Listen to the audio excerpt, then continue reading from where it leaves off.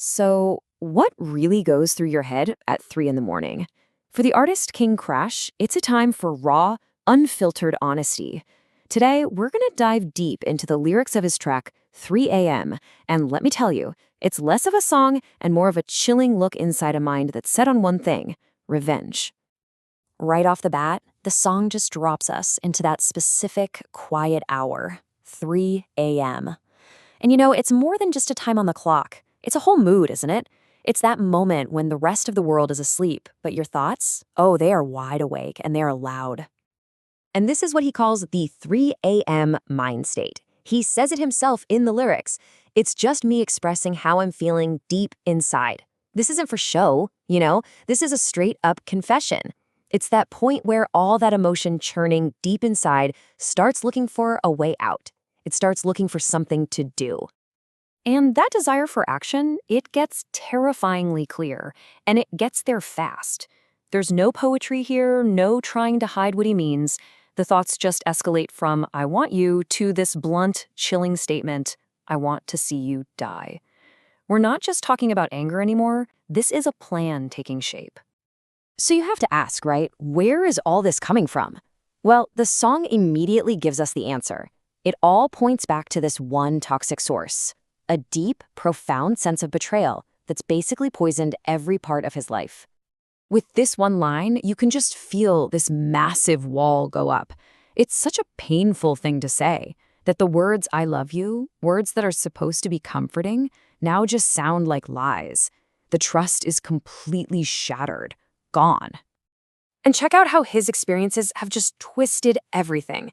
That old saying, blood is thicker than water, to him, it feels like that same blood is just pouring salt in his wounds. And that second line, wow. It's that feeling of being lied to so blatantly that it's just the ultimate disrespect. And here's the real kicker. This betrayal isn't coming from some random enemy on the street. It's coming from his inner circle. The lyrics just lay it all out. Family, friends, partners. The very people who are supposed to be your safe space have become the source of the danger. When you're carrying around that much pain, it rarely just stays a feeling. It has to go somewhere. And in the world of this song, it gets channeled into a direct and violent plan for revenge. Okay, so to really get what's happening next, you got to understand this key phrase: slide on they block. This is not a casual drive around the neighborhood. It's slang, and it carries the heavy weight of planned violence. It means taking the fight right to the enemy's front door. So that 3 a.m. insomnia, it's not for tossing and turning, it's for plotting.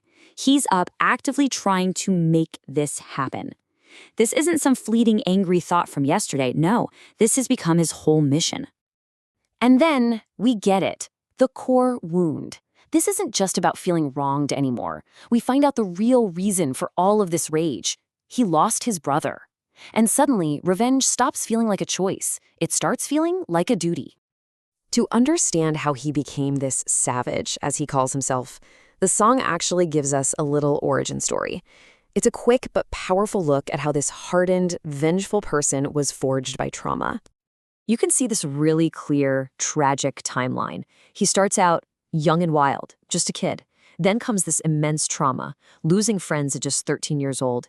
He draws a straight line from that exact moment to who he is today, saying it plain and simple: that shit made me a savage. But then, right when you think the story is locked in on this one path of pure rage, something else bubbles up. You get a glimpse of this fascinating internal conflict, a flicker of humanity still alive under that hardened surface. In this really quiet, sudden moment, he speaks directly to his parents. "Just know you did right with me." It's just a stunning line, isn't it? It's him admitting he had a good upbringing, a solid foundation, which makes the violence he's planning feel even more tragic and complicated. And this is the fractured heart of the entire song. It's a prayer. He's asking God for forgiveness, but in the very same breath, he promises to commit the sin again. It's the ultimate paradox, right? He's trapped between knowing what's right and feeling this unstoppable need for revenge. So in the end, the song doesn't really give us any easy answers. It just leaves us with this heavy, really unsettling question to think about. When your world is built on betrayal and trauma, Does seeking revenge become the only way you can feel like you have any control at all? It's a thought that sticks with you long after the music stops.